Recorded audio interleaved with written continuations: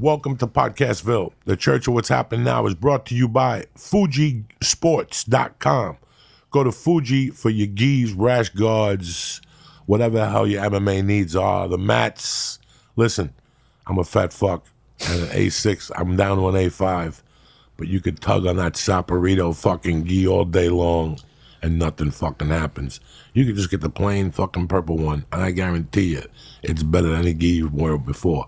If you're in the fucking gi business, go to Fujisports.com right now and check in Church on your way out and get 10% off. That's how we're rolling here tonight. Lee, kick that fucking mule. That's a little startup music on a Wednesday. You might be feeling a little kumsi kumsa. My man Kevin Brennan's here in the fucking house representing. Look at you. Looking good tonight. I'm ashamed of myself. Why? What's the problem? No, I don't party. So who gives a fuck? Who gives a fuck? Some people don't do, some people don't do. Last time I got high, I thought I was going to fucking overdose. That's fine. It happens on to pot. The rest of us. But you never overdose on pot, do you? It's impossible, I've overdosed right? on a couple things. No, for real. Has anyone in history ever overdosed on pot? I've come close a couple times. He's been close. I got fucking so paranoid. I'm like, I'm never doing it again. We've had a couple people overdose and just kind of leave the podcast a couple times. We had Really? Benjamin just got up and left.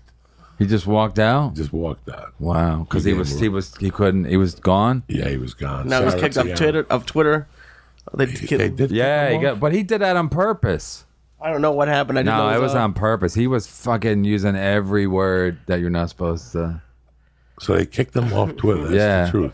No, but it's genius because he got kicked off Twitter, and now he set up a Patreon to support First Amendment rights, and his Patreon's fucking doing great. So I think it was like like a scam. Get kicked off Twitter, you look like a fucking hero, right? Everybody always has a fucking side angle. I got kicked off Twitter for a week, and I felt like something. Me too. I got kicked off. I felt like Twitter I'm like a real dude now. I feel like you guys are kicked off Twitter for different reasons. I got kicked off Twitter twice, and I think kicked off Facebook one time for like a week. I got shut down. I could read, but I couldn't post. Yeah, that's what they make you. Yeah, no, you got to sit there, and then people are tweeting about you, and you just got to sit there and fucking take it. You're like, who gives a shit? What am I gonna do with my life? I'm worried about what. No, but then you couldn't even like people's comments. Every time I click like on Twitter, they'd be like, they remind me that I like 6 more days in fucking in jail. They would tell you like 5 hours and 47 minutes. And I'd be like, God damn it. Then you could click again. You're like, you cocksuckers. Then you realize you like it. You need it. And then you're like, you know what? Maybe they forgot. Let's go. And then you hit it, and it's like 3 days and 22 minutes. And you're like, I know. Motherfucker. And then they hold you to it. That first tweet when your suspension's up, that's a sweet one. I had a picture of my balls up. Yeah. 7-8 months on Twitter. And then somebody finally reported you. I got into a Twitter beef with somebody, and he ratted me right out. Yeah, that's what happened. I called some guy a cunt, and I guess you can't. I thought you could call a guy a cunt. No. I know you can't call women cunts because that's disrespectful. But I called somebody a cunt on Twitter, and they put me on probation. 9 months later, they hit me up on that cunt. Really? Yeah. That was one of the words they did ban me for. Owen was using N-word, like random F-word, faggot. I don't know what you guys say here, but we say faggot. Listen, I'm sick and tired. That's a light night. No, I know. I say all the the R-word and the F-word and the fucking. I ain't got time for all this shit. No, I know. I don't want to be give a fuck what they think of me. Church. No. I want you to talk how you would talk behind your walls. This is what people come on the fucking podcast. And all of a sudden they want to be like this fucking. I want you to be people want to be smart. I don't want to be smart on a podcast. No, I want you to be you. That's number one. I don't give a fuck. If you got something to say, I don't give a say it. Who gives a fuck? If it comes back to bite us in the ass, then it comes back to bite you in the ass. What do you think about like professional athletes who have side accounts so they can go comment? So like Kevin Durant got caught this year. So like if you said something bad about Kevin Durant, he has a different account that would come and attack you, but it's just him. That's interesting. You should come up with a side account. I don't even have time for the account that I got. You know what I'm saying? Yeah, but that's a bitch move on Kevin Durant's part, isn't it? To have a side account. I guess. I don't know. And then everybody, they can figure out who it is anyway. Well, it's like, I have this side account. And then he was like, I know, but then he said, well, I didn't know that was me. Oh, I thought it was my assistant. Somebody hacked me or some shit. Yeah, someone hacked me. It's all a fucking crock of shit. I got enough time for Twitter and Facebook. Instagram, a friend of mine does it for me. I email him the pictures. Your Twitter goes crazy. Every time you tweet, it goes fucking nuts. No, we go nuts on Twitter. We got them under control. They're savages and they're ready to fucking How many go people on. you got on Twitter? A million? I have no idea. But they're fucking all good people. Every one of them. A couple ex-felons. Every one of I them. gotta have 3,000, 4,000 ex-felons ready to attack. Really? Oh yeah, they send me pictures like of a guns fucking in their army. arsenal. It's fucking crazy. Ready to attack. I got them in every state. You got guns? You got guns here? Me? I got a couple. But you need a gun, right? What do you mean you need a gun? No, you need a gun to protect your property, right? Sure, you need a gun to protect your property. Yeah, When but you walk someone- your kid to school, you got to bring a fucking Yeah. peace now. Do you? I think in the next year, you got to listen. My daughter's 5. You have children. Yeah, It's got to be your biggest fear today. absolutely. You're in your writer's room. You're with your friends talking. All of a sudden, you get a fucking text that your Right. kid's school's in lockdown. Right, What are you thinking right now? right. What you got to get. I almost got in trouble already because of that. I said, Yeah. where's the security here? Yeah, no. You gotta. So either you have to get together with 8 dads and go, listen, you 7 sacks of shit. You're all clean. You're all stockbrokers. You're all faggy fucks. It's time to get a gun and we take shifts at that fucking school. Well, seriously? Yeah, this is what it's going to turn I would into. do it. I think This is- the this is- principal would. She's a This she's is a bit Charles of a. Bronson at his bet. No, the principal Yeah. don't got no dick. You just stand at the door. No, you just sit in your fucking car with coffee. A guy relieves you Right, at 12. Another right. guy comes in at 3. Right. Every day, alternate dads Right. come. All guys that are clean. Give me a Vietnam vet that's dying to shoot somebody. That's the guy I want. I'll pay him Right, to sit right. outside the school Yeah. and blast a kid in the head with a fucking bazooka. You think I'm fucking with you? I'll go to Boulder and find my old friends Fred from Vietnam. They got Agent Orange. They don't give a fuck about anything. Right. They really don't. Right. You know, what do you do as a dad? What are you supposed to do? Sit and wait for I that told him to get a text? cop there. Unless you go now, all private schools, these people who charge you $30,000 a year, they better come up with fucking security in those schools. No, I said, "Where's the fucking cop?" I go, "If there's if a shooting happens, there's 50 cops here. So where we don't need 50. Get one here." We just And they go, "We can't do that." I go, "Why can't you? They're on patrol." I go, "Patrolling what? What happens at 8:30 in the morning on a fucking school day? Even the blacks take that time off. They wake up late."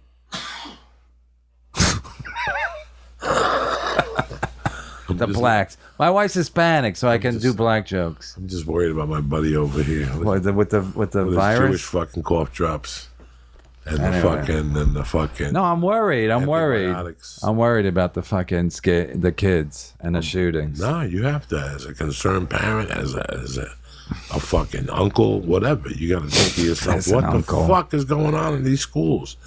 All right, something is going to happen like that. So you walk. Eventually, something will happen like that. That a fucking kid makes a threat at school and the dad finds out about it. And the dad goes down there with a submachine gun and just blows some kid's head off. And what are you going to do? How are you going to justify it? It's going to happen eventually. You know, 20 years ago, we didn't think something like Vegas would happen. We never in our dreams thought that you could go to a concert and get shot in Las Vegas. So, my brother, anything is possible in today's fucking world. And you have to prepare for fucking anything. Nothing they come at me anymore is like, wow, what a fucking surprise. I don't even like big crowds. No, That's no, why I like no. my shows. I don't draw a crowd. I sell maybe 30 tickets. That's all you need. It's 30 people to get the party started. You know what I'm saying? If you take your dick out, only 7 get offended. You're in the fucking winning percentage. You can't go to jail. You follow me? But it's true. It's fucking true. It's going to happen somewhere. Yeah, Some well, kid's going to get a wind. The dad's going to get a wind. And he's going to go, you know what? I'm not going to call the cops. But daddy, please. He's going to pick up that couch, and under that fucking couch is a shotgun, an Uzi, and a leftover fucking bazooka from his Nazi days. And he's going to go down to that school and wait for that fucking kid. Watch. It's going to happen. Wait, he's gonna shoot a kid that bullied his kid? Is that what you're saying? One of these kids is going to go home and go, look, did you see the YouTube shooter? Yeah, no, I Did you didn't see the video? that. Did you see the videos of the YouTube shooter? Yeah. Let me tell you something. If I would have saw that video, I would have called the feds. You knew she's about to shoot somebody. Yeah. Look at the fucking videos. Yeah. You knew she's fucking about to shoot somebody. Don't take a genius. You could tell that bitch was crazy. Yeah, but everyone's crazy, right? You No. can't tell after the fact who's crazy. You know what I mean? You can't say, "Oh, this person's crazy." There's not enough evidence. They found her that morning. They found her sleeping in her car. Yeah, and they did a check and they called the family and they go, okay, I guess she's okay. They should have checked Facebook.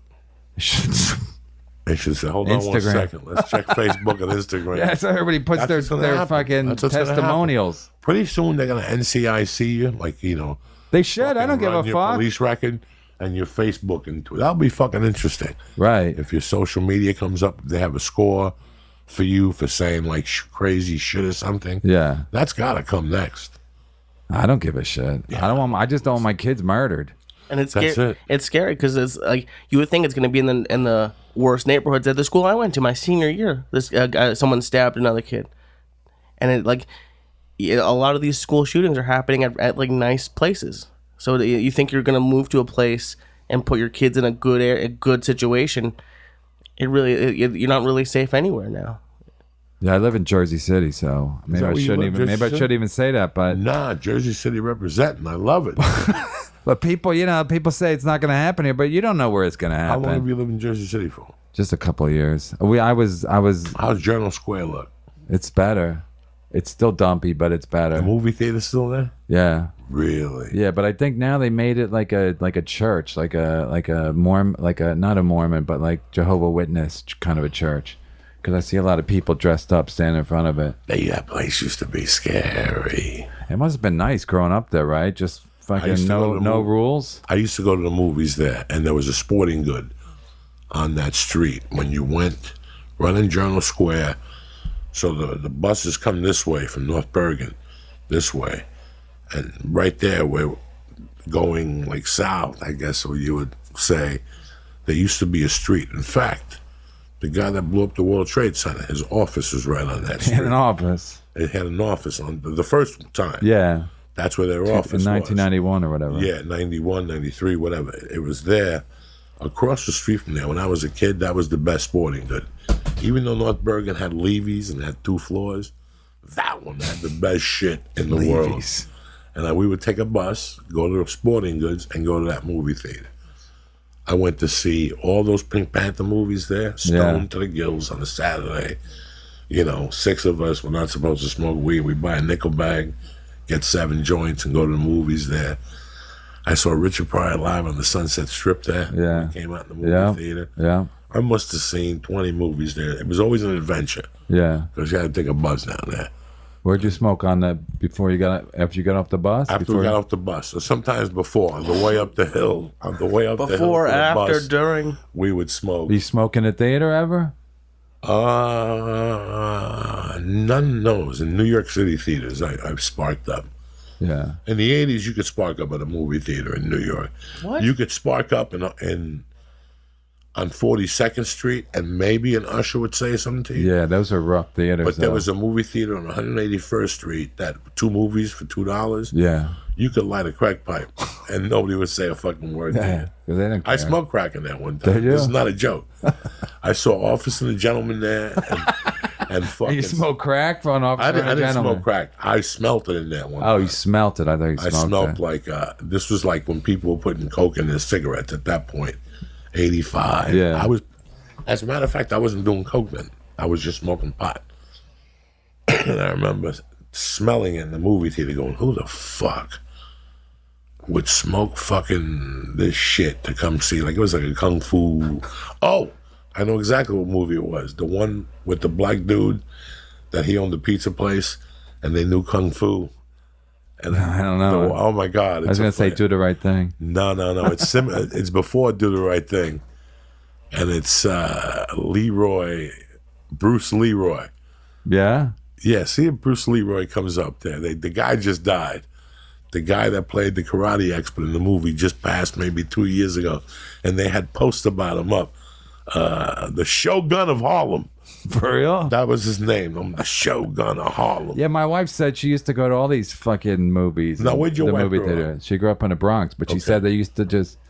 She grew up loving kung fu because she watched all these kung fu movies on that's Saturday on afternoon. Saturday afternoons. On the You- TV, that's all you get. There were That's only all. 4 channels, and one of them was just kung fu movies. Now, where'd you grow up? Boston. No, I grew up in Philadelphia. Okay. How'd you end up in New York? Comedy? Yeah. I mean, I didn't start there, but I started in Chicago. Now, when I used to talk to Pete all the time, our first mutual friend, That's when you were at it. You had a deal at ABC. You were developing a show. Yeah, This had to be NBC. 10 years yeah, ago, NBC, something like that. 2005. And then I didn't see you anymore. I know. I disappeared. Where'd you go? No, you can't. I couldn't maintain it. I didn't have a podcast then. It's fucking. Looking back, it's very frustrating to watch these fucking guys. Not that I'm bitter, but I am a little bit. But I watch these guys. They get something and they can kind of keep it going with a podcast, you know. So I had a lot of fans, but then you just lose them because I didn't get another special, you know. The pilot for NBC didn't get picked up. It was just fucking. Then you just sitting there, you're like, where'd everybody go? And there was no communication like there is. Yeah, there's no Twitter. There's no like people. Yeah. People just, you know, I had a lot of fans then, but they just fucking drift away, you know, and it's annoying. There was like with Twitter, I could have kept them, you know.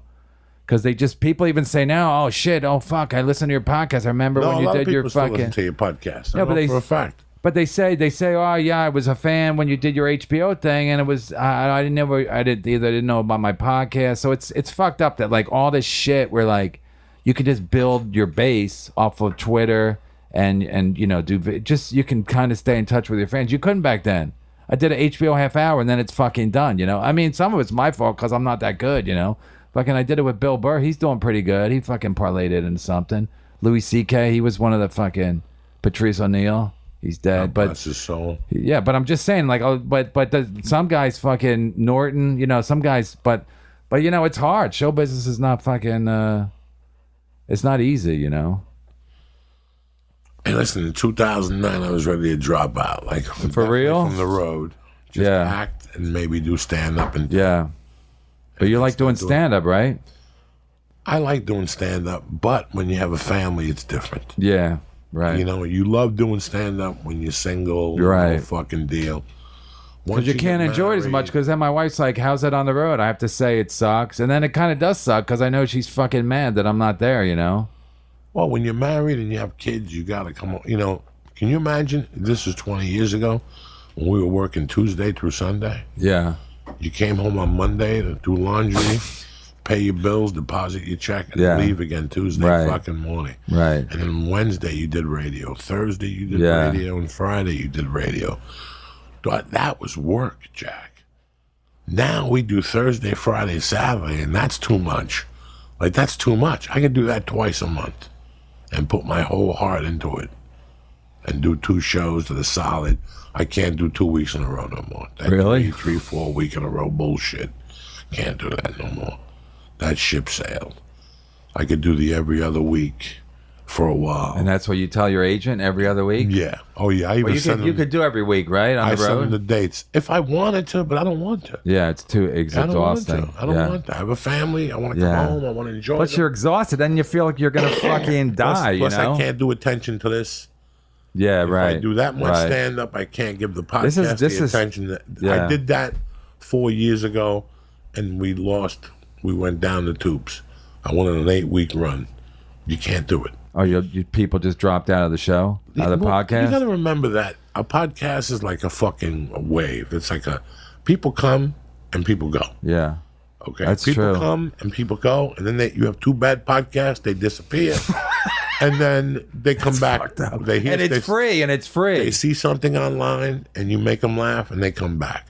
And you have to accept that as a human being. Right, I don't look at my numbers anymore because I don't want to get depressed. No. A new flavor is always on the horizon, and there's nothing you can do. That's why you got to respect the guys like Burr and Sebastian and who keep pounding it.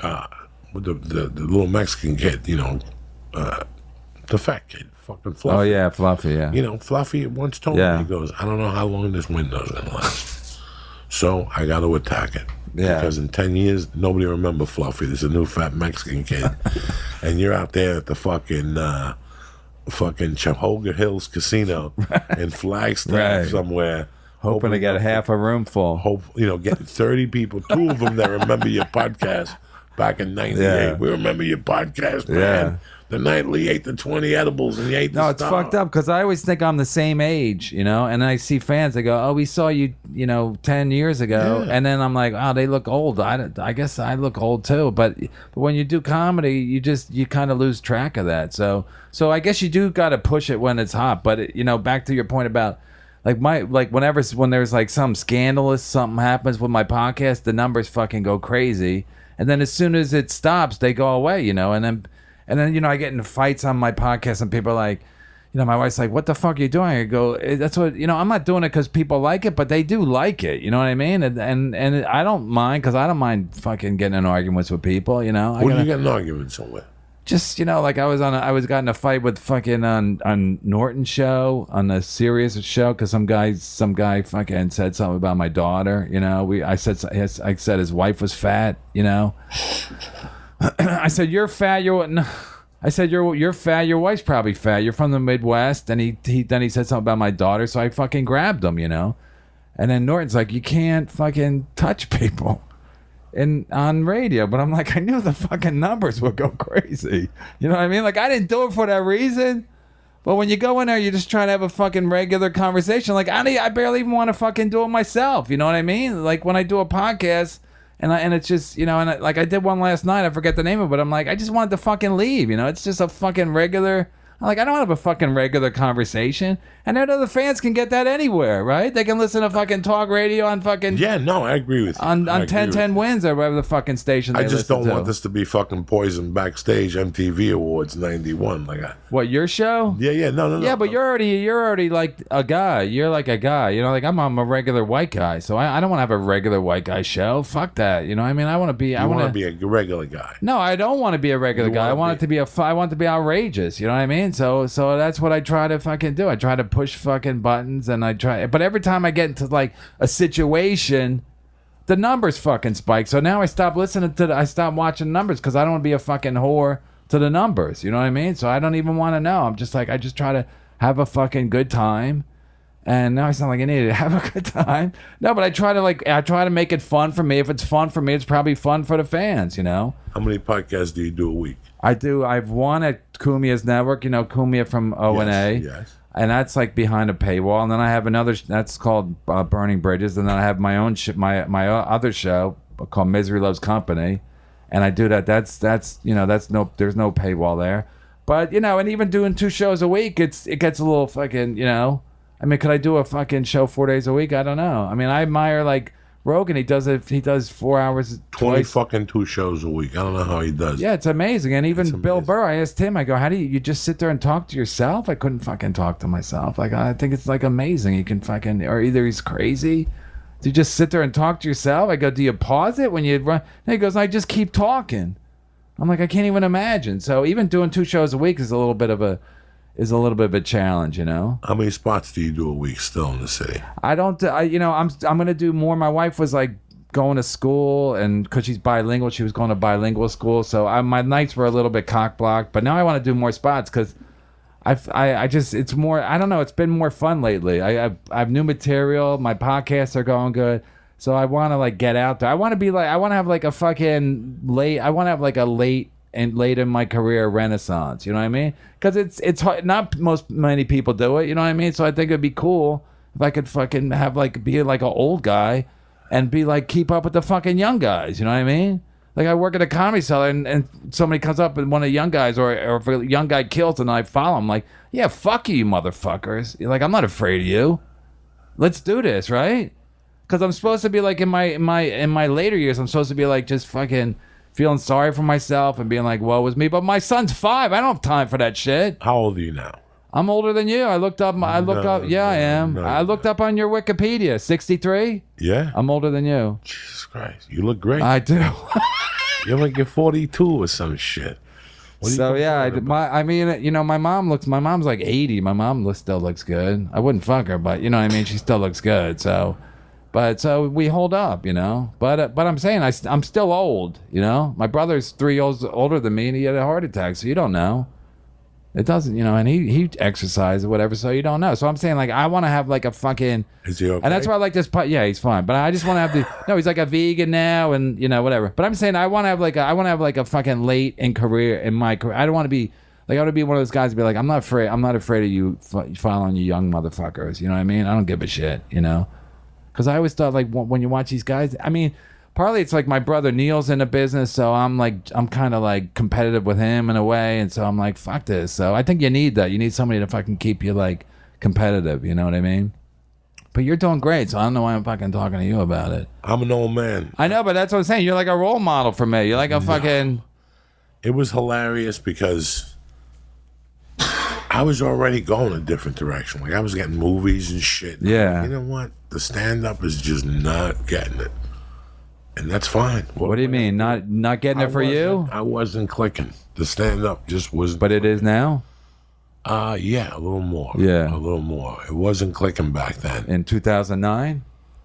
I started clicking in about 2010 was when I started putting it together. That's the sad fucking situation that...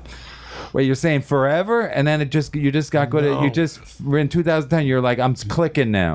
It took me 19 years to find my rhythm. Okay. The rhythm. Well, I feel like I'm finding my rhythm now because I'm How like, long have you been doing comedy? Too long, too fucking long. But I feel like now I'm madder. I have reasons to be mad, and I'm fucking like I have kids. I gotta fucking support them. So I'm like, I don't give a fuck. You know what I mean? Like I'm like, let's just fucking do this. You know? I'm not as nervous as much. I'm like, let's fucking do What's this. your plan of attack? I'm like, just be as aggressive as I can. You know what I mean? For a white dude You got a web page? yeah, like a put website. video? Yeah. No, I don't do that. I got to do more of that. But I have people helping me. This podcast has like been good because people come out. Like you got the fucking guy with AIDS. You know what I mean? But people come up and they want to help you. You know what I mean? Guys who can like technical. I don't know how to do this. Well, you shit. gotta get a web page. You gotta put your videos. You gotta up get a on your YouTube website. page, right? Web or YouTube, but they gotta be able to go somewhere, Kevin. Right. You know, if you're gonna go for it, there's certain steps that Yeah, but I gotta go for it. I don't have enough. I don't have enough money. it costs you 10 cents to make. No, I'm not talking about that. I'm saying for my kids. I gotta fucking. No, I know. So this is how you make money. Yeah. I mean, I remember how you Louis make C.K. was like, he's like, yeah, I only have so many years to make money. He was right because he got fucking busted. You know what I mean? But I'm saying like, you only have so many years. I can't sit around my kids and be like, daddy fucking, he ran out of jokes. You still write a lot? I try to. I don't write as much as I used to, but You write any scripts or anything like that? no, never. No, I think there are ways. I don't even like the fucking. I don't like that. I don't like the format. I don't even like the fucking type. Like I don't like the. What's the format you have to fucking do screenplays in? Like that thing where you have to like. I know what you're saying. That Like, you have to, like- stage fright. I don't Yeah, you fucking like know. to have to like do parentheses and shit. I don't want to do any parentheses. I write in my book. I have a notebook. I write in the notebook, but I don't want. I don't like show business either. That's why I don't like LA. Another reason I don't like LA because a lot of fucking rules. There's so many rules out here. You know. Did you do any meetings while you were here? No, Did because you get on stage no, a couple times? No, I didn't get on stage at all because I was kind of on vacation. Plus, I know how to do stand up. You know what I mean?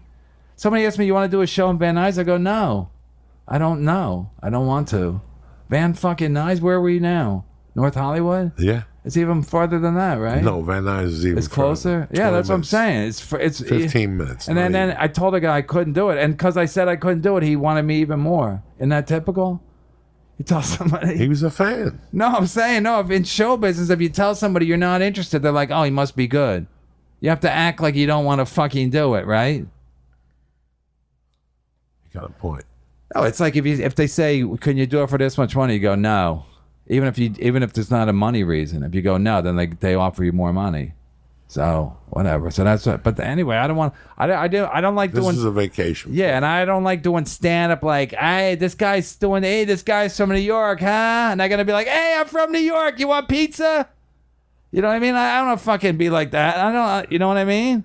So now I just go up to everybody and go, hey, I'm Neil Brennan's brother, because Neil lives out here and he's big. He's like, people think he's like very successful. So I just like mock that. I'm like, hey, I'm Neil Brennan's brother, even though I'm fucking older than him, and I'll fucking beat the fuck out of him. Esther said you thought he didn't like you or something? Yeah, he don't say much to me. I always say hello. Where you see him? The comedy store. He's probably afraid of you. No, he's a sweetheart of a guy. He just No, he's not. You don't, No, he's not a fucking sweetheart. He's a fucking gold digging, star fucking show business type. He's like a he's no. doing what he's doing. You know. No, he's probably that's what he's probably afraid of you because you're like a real dude and you can probably sniff it out. No. I shake his hand. He's not a bad. All right, guy. he's a good guy. He doesn't bother nobody. He just sits there. He doesn't. He doesn't. No, I know. He knows how to work it. Yeah, he works and he writes. He's a great writer. I've complimented him. Yeah. I've told him a few times, if I could write like you, I'd be a fucking Murderer. What do you? How do you write your jokes? You just Not like him, I'll tell you that much. He You writes just- a fucking joke, that guy. But you write. You just go up with something in your head. Yeah, Tell a story. Sometimes you have something in your head. Sometimes you tell a joke, but to sell the joke, maybe you tell a story to go with the fucking joke. It's different styles, you know. It's. I used to just be machine gun like Rodney. Yeah. That's One-liners. That's funny for 18 minutes.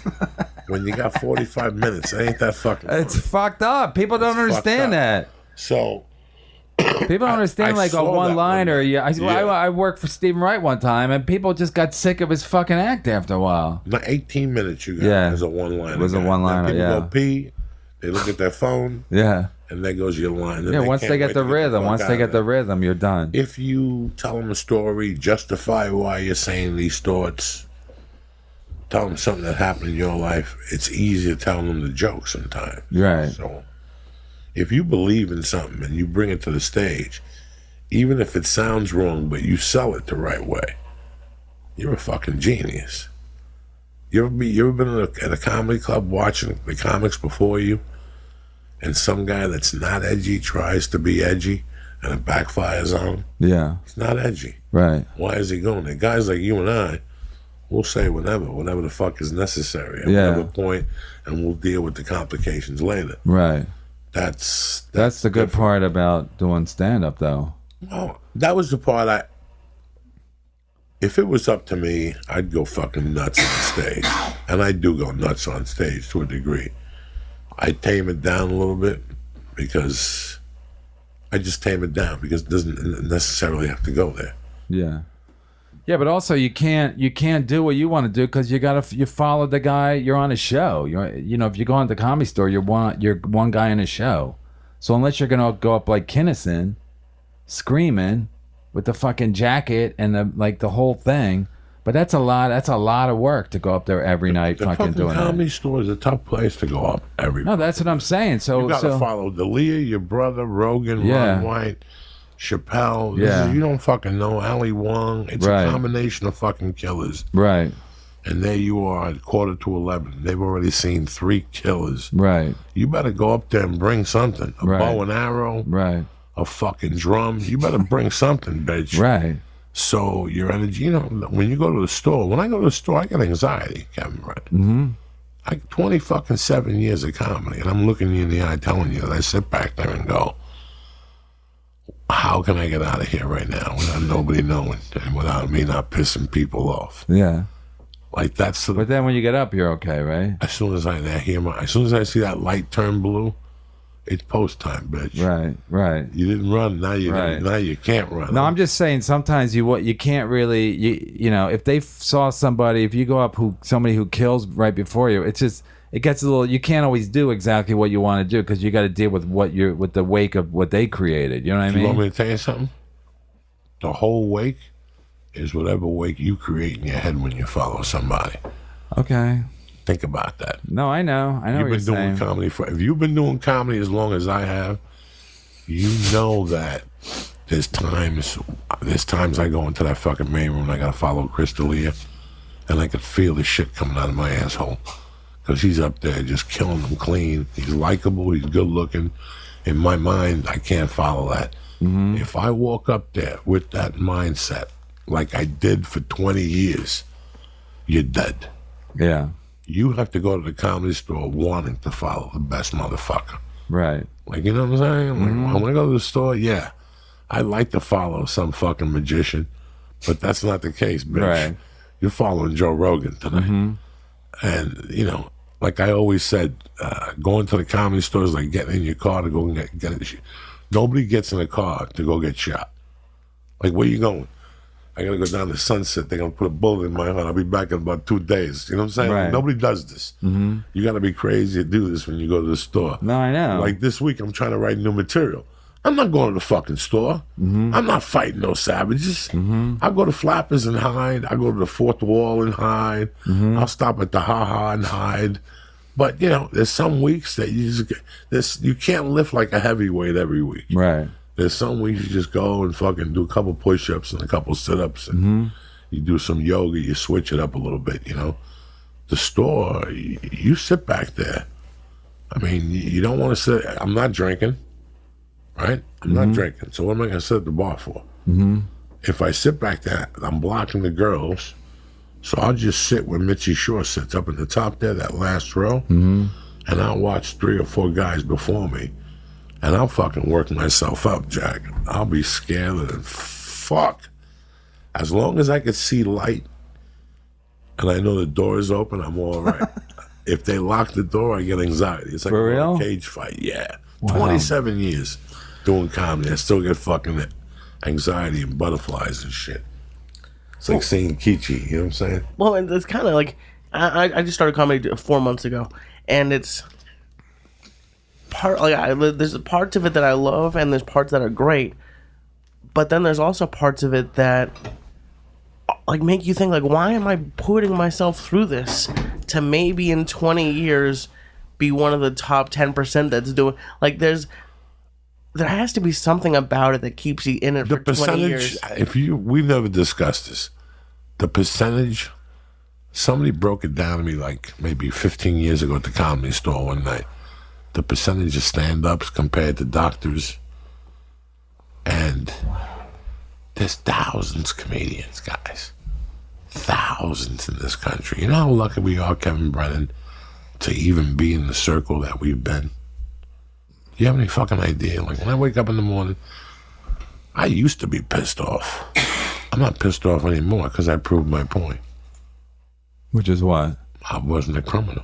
I was a stand-up comic.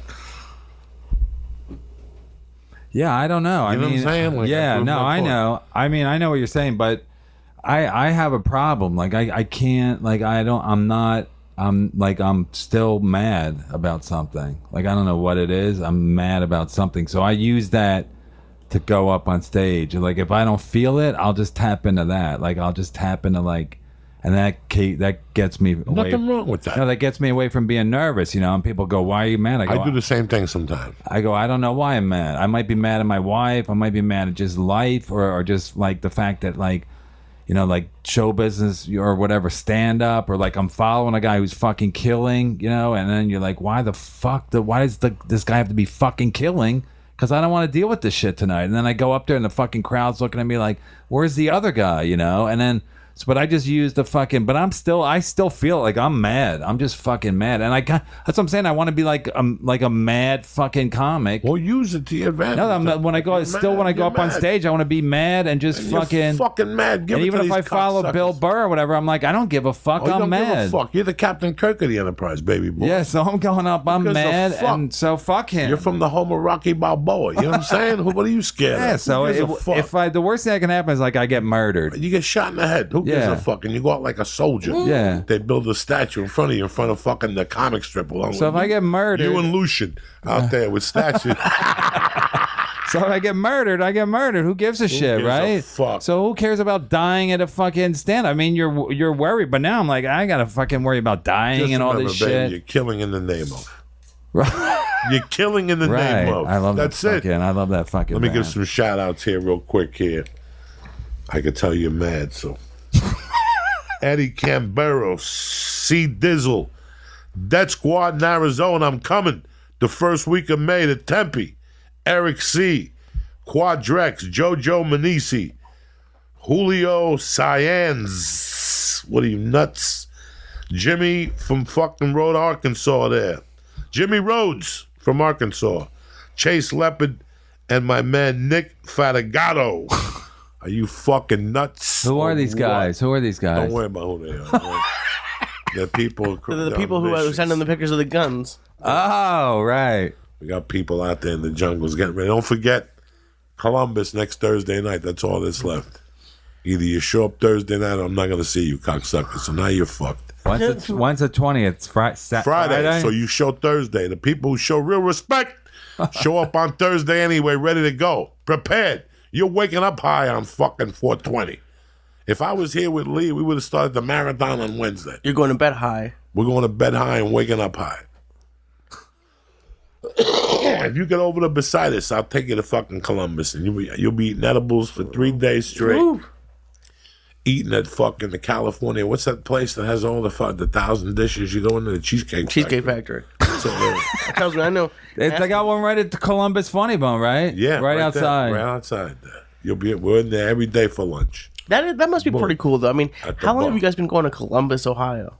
Like, yeah, like to me, like that seems like the coolest part of comedy is getting to travel the country. And I know going to the same malls 20 years in a row must get old at some point. But to me, like it just sounds kind of cool to be. I've been coming to this club or this city for 20 years. I never do nothing. I go to a city, I never do nothing. Well, a lot of times I don't have a car, and then they go to the club that night. They go, "What'd you do today?" I go, "Nothing. I don't have a fucking car. I just sat in my fucking." You don't go for a walk? I go for a walk. I exercise, but I don't like go to the zoo. I've never been to a zoo. No. I never been.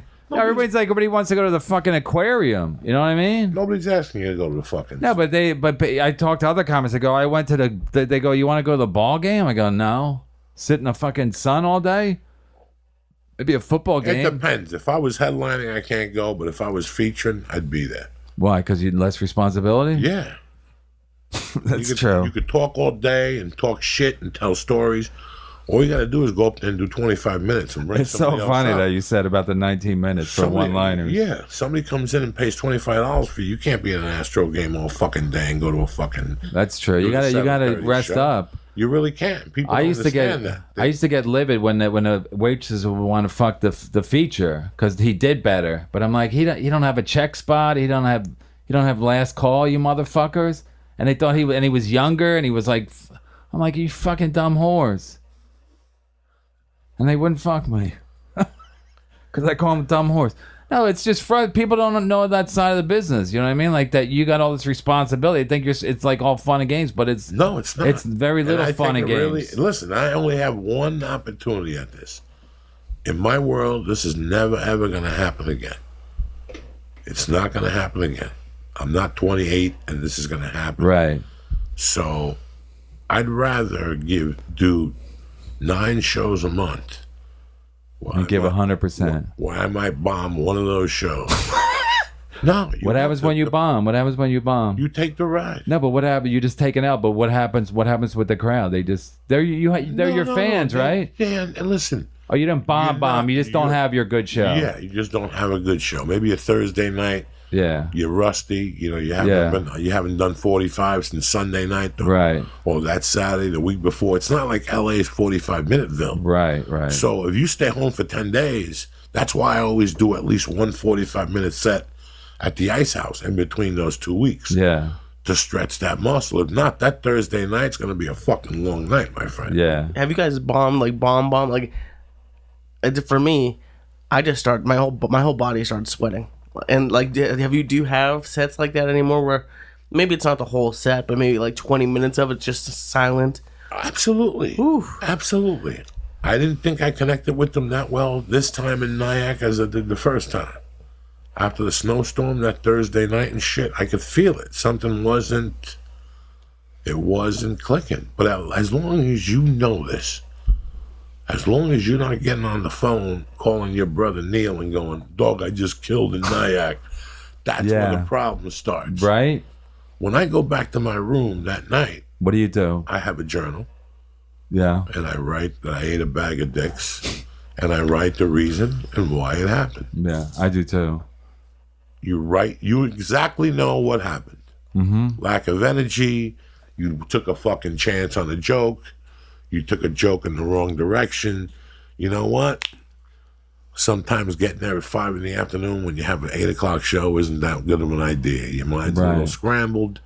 There's 1,000 reasons why. The singular reason is we fucked up. I was doing a show, I don't know, I guess like a year and a half ago. It was right near Christmas, and so I thought I was getting tired, you know. So I got some more caffeine, and then because I just thought I needed something for the show, you know. So I get some more caffeine, and then I'm sitting there. Louis C.K. walks in, so I go, oh fuck. So I mean that's not a big deal, but then he goes, I go, when are you gonna go on? He goes, I'll go on after you. So then everybody hears that Louis there. So now everyone's piling in. The guy from Conan was in New York. They're all piling in this fucking in the Village Underground at the Comedy Cellar. So I go up on stage. I'm like a fucking mess because I got too much caffeine, and now I'm like hype. Now I'm like nervous, even though I shouldn't be nervous. So I go up on stage. I got dry mouth, and I'm so disgusted with myself because I'm like, you're a fucking. How long you been? Like even on stage, I'm like, how long you been doing this? And I felt like I had no idea how to like deal with it. I didn't know how to had any idea like what to even. I did some crowd work, but it was, and then I got off. Louis goes, that was good. I go, it was a fucking mess. So it's amazing how like it, but I learned like just don't get too whatever. Like I learned my lesson, but it was still like so annoying to me because I've been doing it too long to have a fucking show like that. It's one thing if I'm new and I got an audition for fucking Letterman and I'm nervous, but that wasn't the case. I've been doing it too long.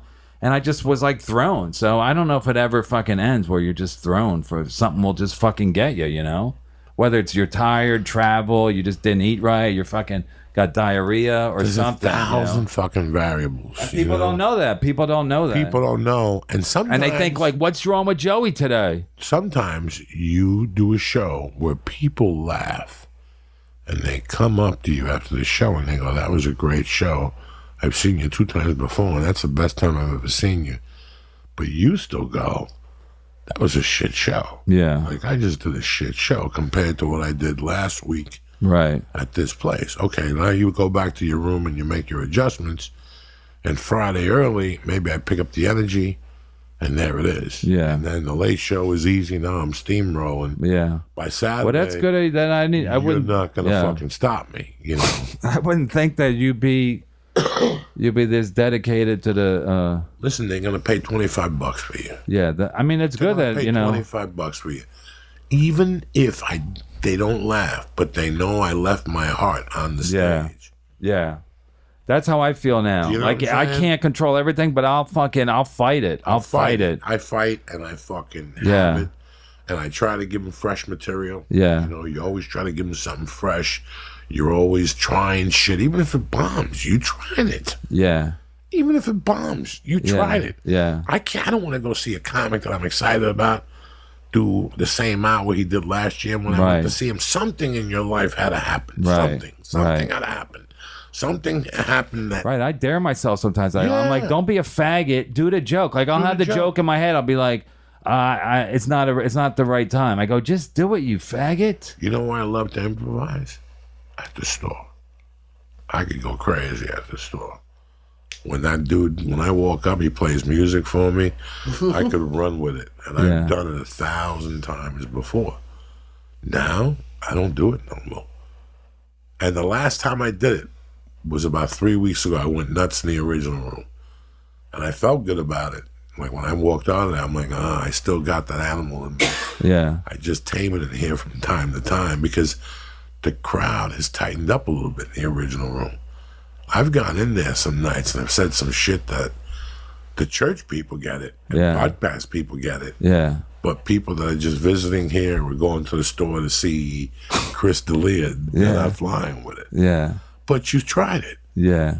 No, it is this getting is a little. What comedy's about. It is getting a little weird. It's getting a little weird, but you got it. If you're like, I'm gonna do it, then that's the way it is. You know what I mean? I see Louis C.K. walk up. He's just. I'm like, that joke's inappropriate. Even I'm offended by it, but I'm like, at least he's fucking doing it, and he's taking the fucking chance. He's committing to it. Yeah, he's committing to I go to open mics to watch Lee at the Fourth Wall. Yeah. And I see there's 8 comics, 9 comics. And you steal their best jokes. No. And 4. I'm kidding, of course, everybody. 4 of those kids will say something that is funny, but that's what I learned. Their commitment is not there. Right. So the joke is null and void. Yeah. They'll keep writing witty stuff, but until they commit to that joke, and I don't know what part of it do you commit. It's when your whole soul is into that joke. If you throw a punch and you throw it like this, it's not going to fucking pan up for you. That's what it's like. You're throwing punches like this. You're covering yourself. You're timid. You're timid. You're timid. You're afraid it'll bomb, so you're timid with it. Even like the best guy at commitment that I've ever seen in the business is Doug Stanhope. Yeah. When he commits, Jack. And he commits, and there's people slamming bottles and saying, I'm out of here. But he committed. Right. And I could agree. Like, if I'm an audience member and I'm not laughing at Stanhope, but I see a couple people get off and Doug is up there with a bottle of booze, smoking those fucking cigarettes, and he's fucking talking from the heart. I'm all in with Doug Stanhope, and I'm all in with any comic that does that. Right. It's when a comic is talking out of line and they're not committed. They're telling you the joke, but their shoulders are hunched up. Right. That's lack of experience. It's not their fault. I'm not mad at them. Mm-hmm. You know, maybe when you were doing comedy at the 12-year mark, you did a joke that didn't work, and somewhere 6 years later you popped up the joke, and now the joke works. What do you think? You got funny or no? You committed to the joke. Yeah. You committed to the fucking joke. I used to not be committed. I know people are getting sick of this, but I used to not be committed because I didn't think I was the best guy on the show. Because I used to be on a lot of shows with Dave Attell, so I was like, he's funnier than me. So I shouldn't be. But now I'm like, fuck that. No, you now I'm have like, to say fuck that. I'm like, it doesn't matter. Pants. It's like there's always going to be someone funnier than me. So I gotta commit to. I got a fucking family. Like I gotta commit to this shit, or just get the fuck off stage. Don't do it. I used to shit my pants featuring for Dave Attell. Like, just knowing that he was going to be watching you. That he was going to be watching me. I'd be shitting my fucking pants on stage when I'd feature him in Miami and weird places. Yeah. So I would, I would go nuts, and a couple headliners would complain. He never complained. A lot of guys never don't complain. care. He don't give a fuck. They follow anything. Those guys. He's a beast. They're beasts. He'll fight. He don't matter what I've never. He don't. It don't matter what he follows. He's like He don't even say I don't give a fuck. You just know he don't give a fuck from for like 25 years. He's and been that's like what that. the audience wants to know. No, but that's why what they pay for. And that's why they look, because he's a lot of comics. They even if they pretend like they're edgy, but they're not edgy, and the audience knows that. But if you're like legitimately like a little bit loose upstairs, like Attell's a little crazy, but that's what they like. I mean, the jokes are great, but they also like that he's that fucking thing, like Stanhope. Like he's Norton. He's the fucking Norton. thing, right? Norton fucking kills me. Yeah, he's the thing. He's the real thing. They commit to their fucking jokes. Yeah. Watch a comic, and you'll know when you start committing. The laughter changes. Yeah. What, can you explain? I think I know what you're saying, or I think I understand the basis of it. But when you say commit, what do you mean? Like go like further into the topic, or what do you say when you say commit?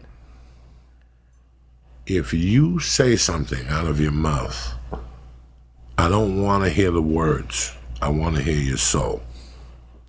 So don't say, like, for a long time, comedy became, if this doesn't plan out for me, I'm going to kick the fetus of an aborted child. In the audience, some people would laugh at that. Like, they would take it there like it was kind of weird. You're not making me laugh. Mm-hmm. You're going to kick a fucking aborted child. Commit to that fucking thing. It's experience, Lee. That's all it is.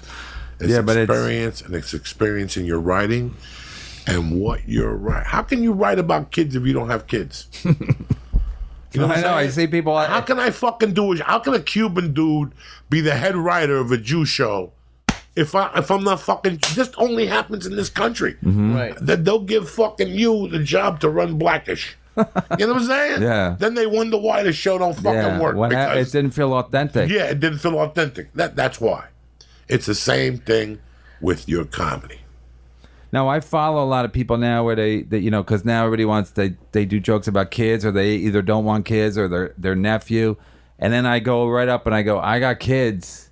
And I just do my kids' jokes and they fucking kill. But I'm basically saying, like, don't listen to these fucking these pieces of shit that are just trying to like do the kids' jokes. They don't want kids, but they want credit for the kids' jokes. I'm like, I got kids. I want the fucking credit for the laugh. You know what I mean? Because to me, it's just, I don't know. To me, it's like when I used to watch like Ray Romano or whatever, I would just be like, having kids, you get jokes out of it, And then I don't know. The point is that it's like I if something's not authentic, I'm like, don't talk about it. You know what I mean? Like I don't talk about being black. My wife's Hispanic. I talk about that, but if you don't have kids, don't talk about it. You know? No, and that's any and it subject. won't work anyway. It don't work anyway. You know? It doesn't because they work. don't know what the fuck they're talking about.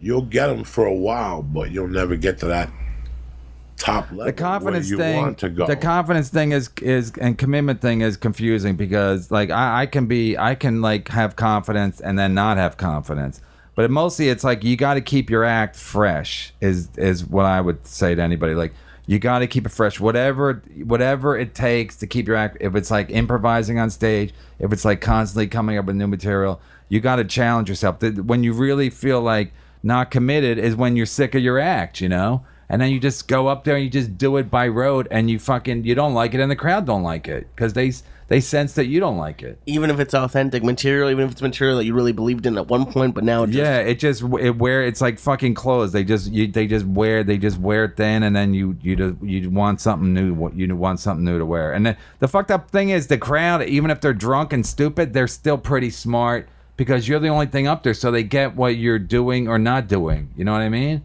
So when you go up there, if you're really fucking breathing fire, they get it. Even if they don't know you, they get it. But if you're not breathing fire, then they're like, oh, you know, he's just some guy. You know? I could tell now when you're a podcast person or when somebody brought you to a show. Yeah. Like I could tell by how they laugh, right? how they look at me. Yeah. I could tell that they were brought to the show. Like you went to work and told your friend, you got to come see this guy. yeah, and he never. That's and they laugh. They come around, or at the beginning they're just fucking staring at you. they just don't know where I'm coming from. That's a phenomenal feeling. Like when I used to open for Rogan, I opened for Rogan for like 7 years. Yeah. It was always a dice throw. Why? When I bombed, I bombed. But he probably loved it when you bombed, right? Right, he loved Because it it set him up even better. But when I went off, Then he. I went off. Yeah. But it was always a 50-50 fucking shot. Yeah. Because I wasn't prepared, you know. I didn't really give a fuck. 20 minutes, I could do 20 minutes on my head. Yeah. And then one day I got it. I'm like, I'm sick and tired of doing 50-50 shit anymore.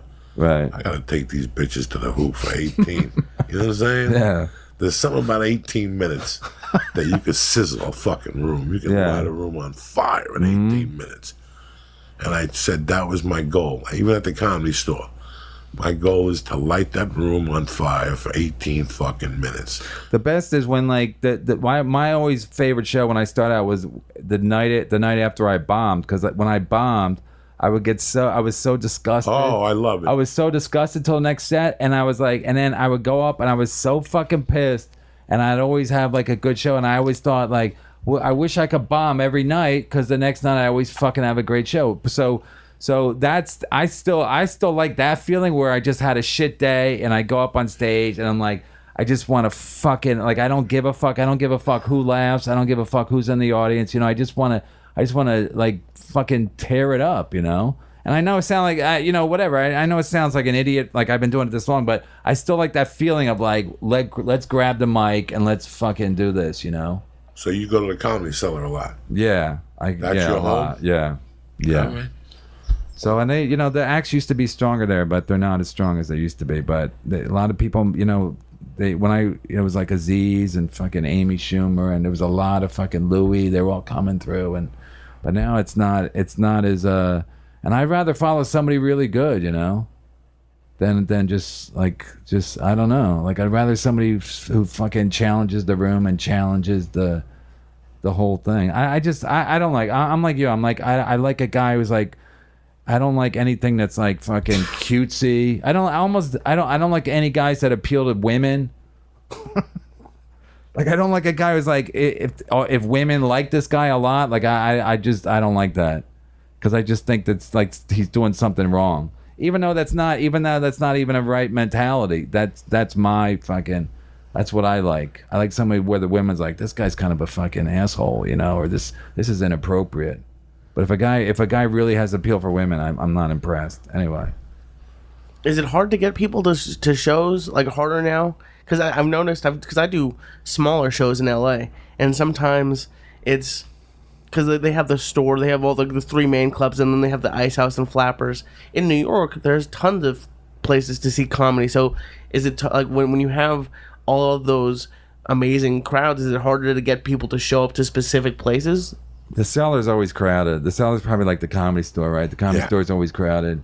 So the Cellar's always crowded. The people have high expectations, and then so you kind of have to live up to them, which is the frustrating thing, is because you can't really fuck around too much because they want. It's like the store. Yeah, they want you to deliver.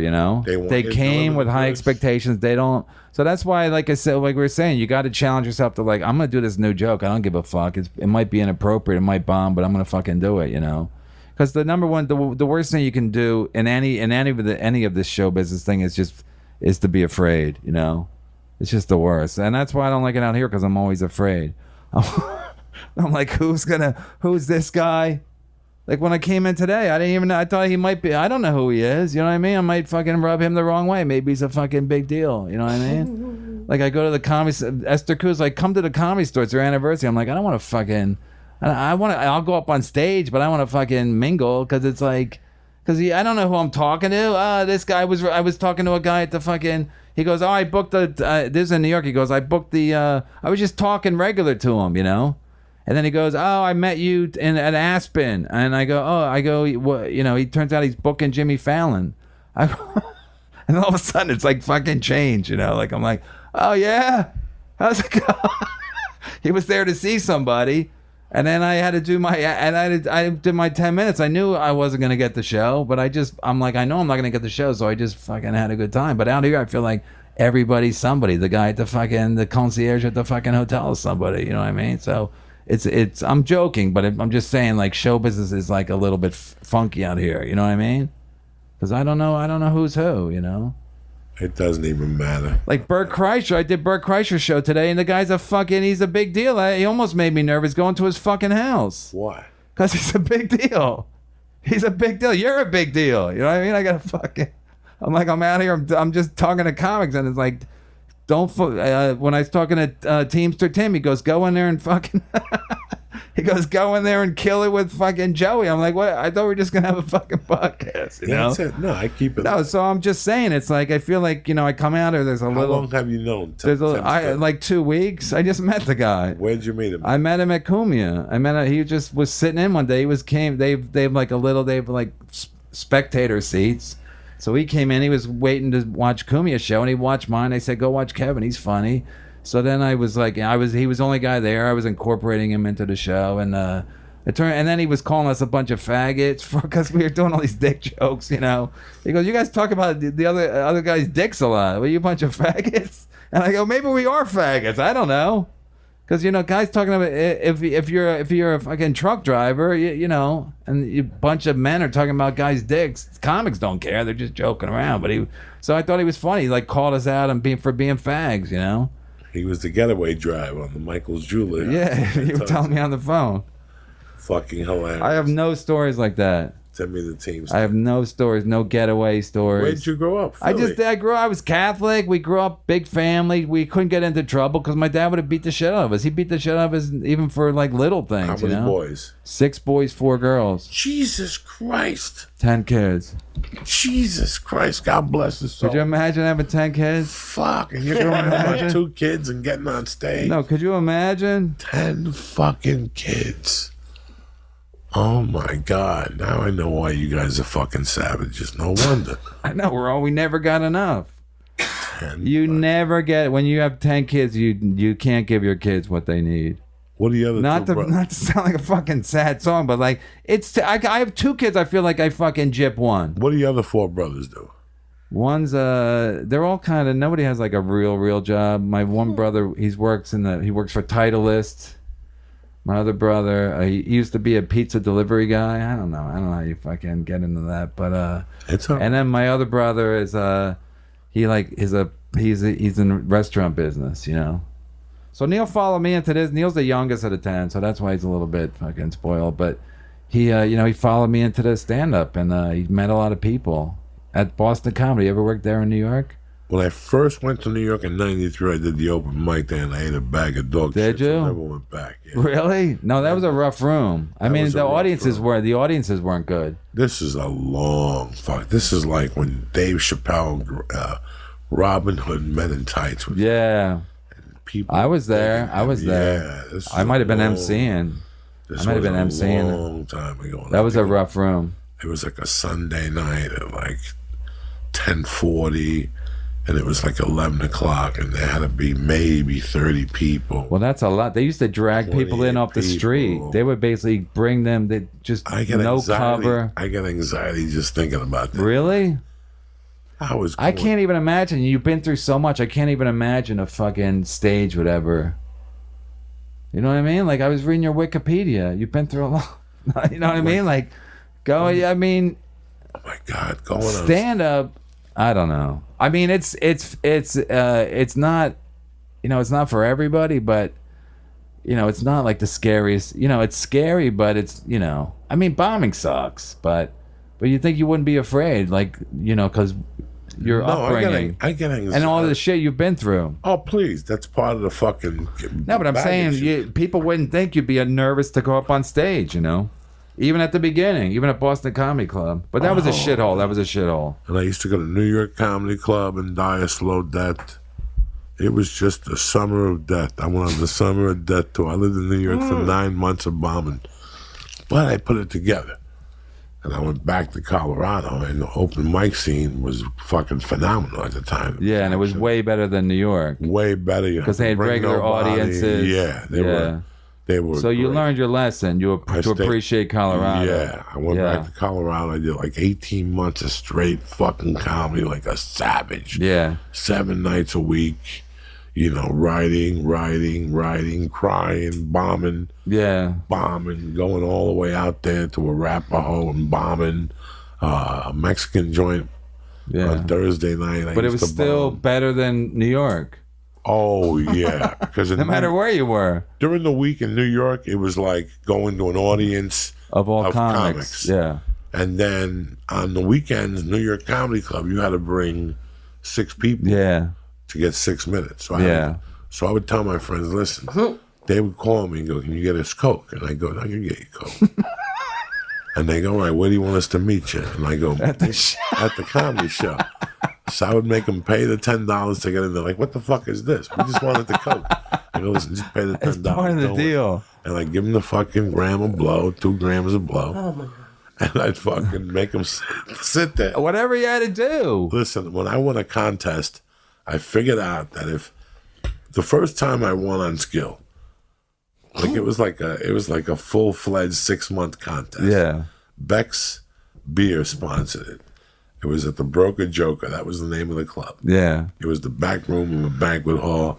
Wednesday night, the best buffet in town. Pickup lounge. The only buffet in town. Yeah, they had shrimp and fucking Wednesday night. I mean, this place was crazy on Wednesday night. It was kind of like I would go down there just to laugh. Yeah. Just to see like old guys, fucking like rich, filthy old guys, like buying bottles of champagne for women. Like it was just a joke in there. It was just a joke. But they did comedy on Tuesday nights. Yeah.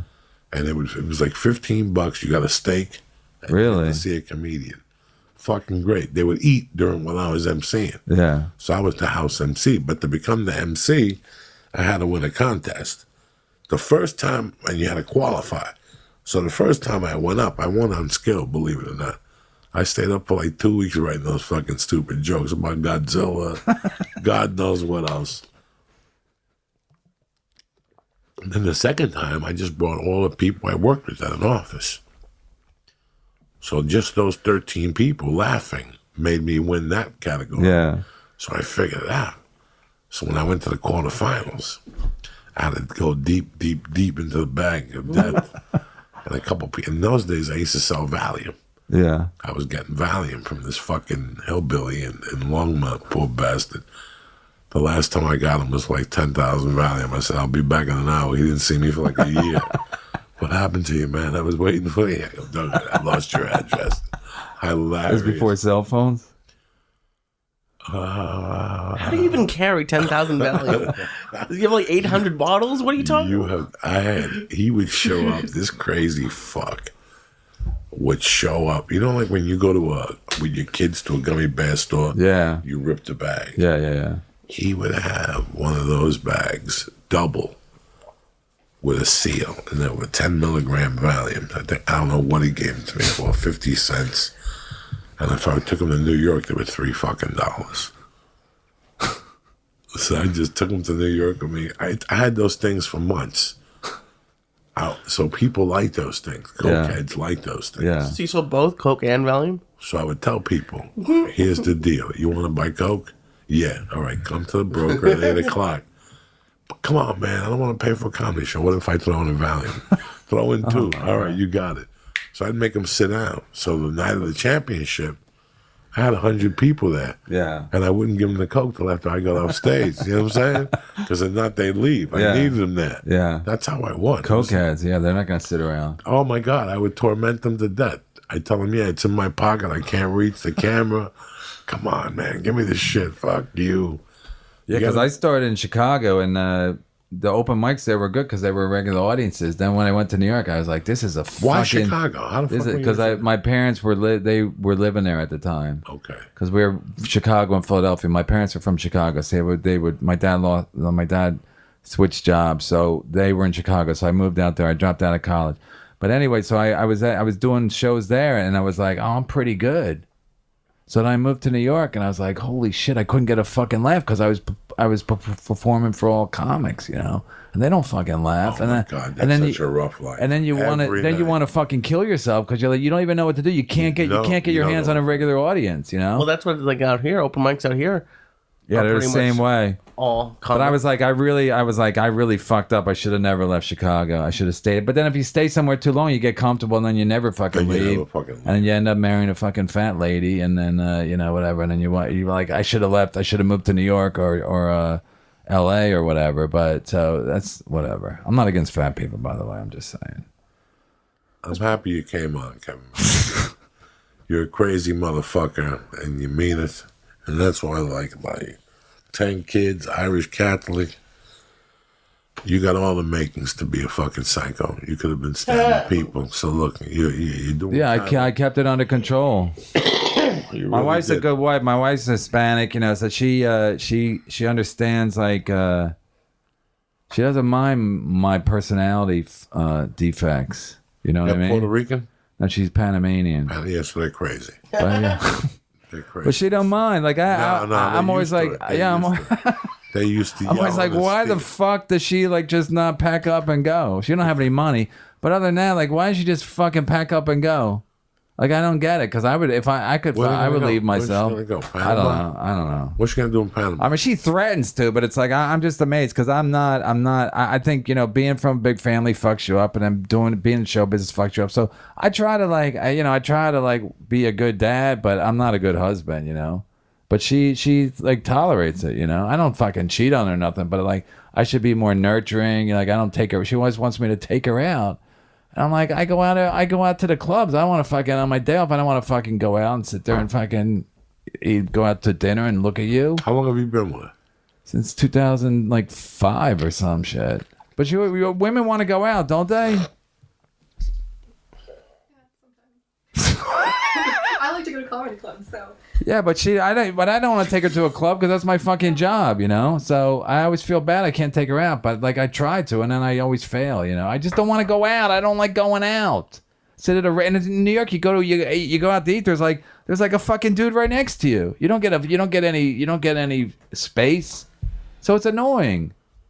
You're mad. I mean, I don't know your business. I have date night. I try. Yeah. And then where you go? Out to a nice restaurant? Yeah. Get a nice bottle of wine? No. Nobody drinks here. No? No. You just whatever you do, what you do. Oh, shit. Yeah, so I should do that. But hopefully there's a TV at the fucking bar. So you can watch the game? So we can keep an eye on the game? Whatever, you know. Yeah, because another thing, that's when you're married long enough, there's really, I mean, it's like you just run out of things to talk about, you know? And I shouldn't. Having podcasts, and you know, my wife will go, "How is the podcast?" And then I'll talk about that. She'll go, how was the show? And I'll talk about that. So I'm like not a good husband. Like I almost don't give a fuck about like I should give. Like she's like, you never ask me about me. I'm like, how's it going? But I don't even get. I hate to do it dice clay, but I barely. Like I'm trying to be a better husband. Have you considered counseling? No. How come? You gotta talk. No, to we went to camp. No, I know, but I don't know what they're gonna say. What are they gonna say? They're gonna say just take her out. So take her out. I know I'm gonna when we go back. But we've been going out to the fucking. This is like a big vacation. Where she's in the beach. She's in the sun all day because she said if she doesn't get sun, she gets depressed. Sure, she's from Panama. Yeah, she's Panama. So the winter was too long this winter, and so she's like, she seemed happy today. But when I left, she seemed like she was a little like in a good mood. She's close to the water. Reminds her of the canal. That's really what it is. Yeah. If there's sand Have you ever and been to fucking Panama? No. Good Chinese food. Really? I heard it's Tremendous. crawling with Chinese people. Tons. Or the Panamanians, they don't make their own food. They're not known for that, right? No. They have a market, like a ceviche market, that is fucking phenomenal. And you went there as a comic, or you went there just? I never went there. They won't let me in the country. I got felonies. You can't go into the country. How do you know where they have good Chinese food? Because I know about That's Panama. true, though. Because That's all he true. knows. Is like because my best friend is don't make me call him. I'll call him right fucking now. My best friend, my brother, is from fucking But it's true though, because my wife says they got a lot of rich Chinese people there, a lot of rich Asian people there. They buy all the condos, and they probably want a good fucking Chinese meal. You know? No. I said they got tremendous Chinese food. Kevin Brennan, we're done. Can I get my Twitter, Kevin Brennan? Yeah, give him whatever you got. Kevin Brennan 666 on the Instagram and Twitter, Facebook. I got Why 666? What's the problem? No, I thought you had children. No, I know Kevin Brennan was taken. I'm like slow to all this because I was done when I was in 2008. I quit. I basically quit. It's 2007, 2008. I was like, I'm done. But 666 was available. Yeah, 666 was available, Kevin Brennan, and then so I just took it as a joke, and then but now my podcast is like people think it's like part of the whole branding where I'm like I'm crazy. I talk a lot of crazy shit and.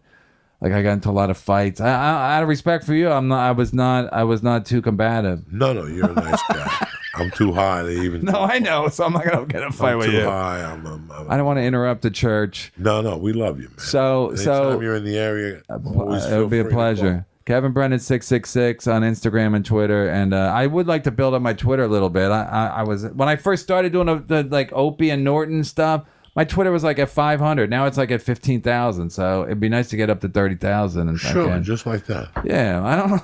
Yeah. Do I have to buy people? Do I have to buy fucking Asian bots? No, I'll do it. No, you gotta fucking go on Twitter and talk to your people and tell them No, what's I do. crack-a-lackin'.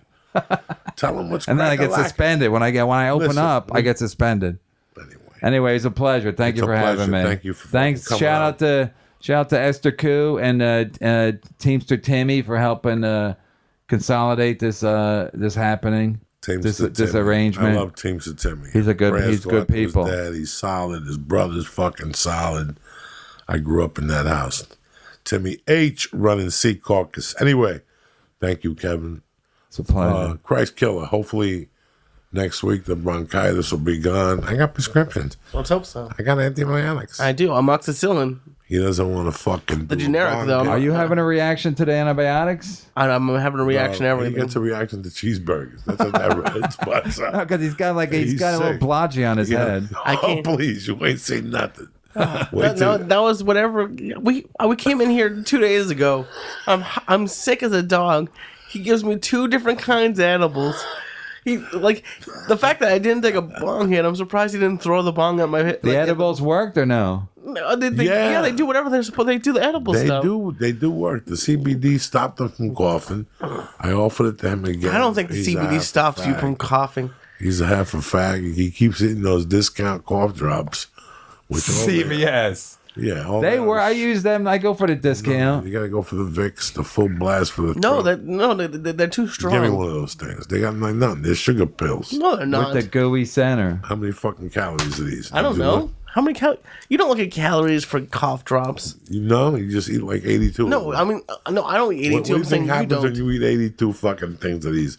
I Yeah, know they, you. they rot your teeth. I go for the sugarless ones. I hate to sound like a half a fag, but I get the sugarless cough drops. CVS brand too. And I like ranch dressing. Well, you gotta knock it off. As long as you And don't- once in a while, I eat some hummus. no, that's I disgusting. waited till the end of the show you tell you so you don't kick me out. No. As long as you don't bring it around me and I never see you doing it, we're all right. All If I right. see you doing it in public, then You gotta take a stand. It's like taking a glove and just smacking me in the Yeah. face. I'd rather you do that All right. than eat the ranch dressing.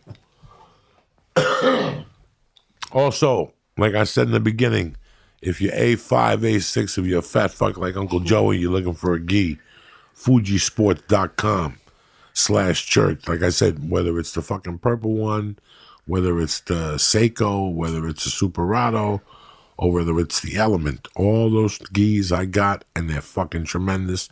I'm a big guy. People tugging on me in the closed guard, tugging on me. Nothing. No rips, no nothing. I had a gi I got before from Pro.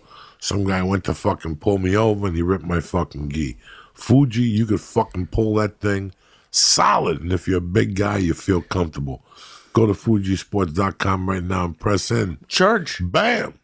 And get 10% off delivered to your motherfucking house, all right? And that's it and that's that. I love you guys.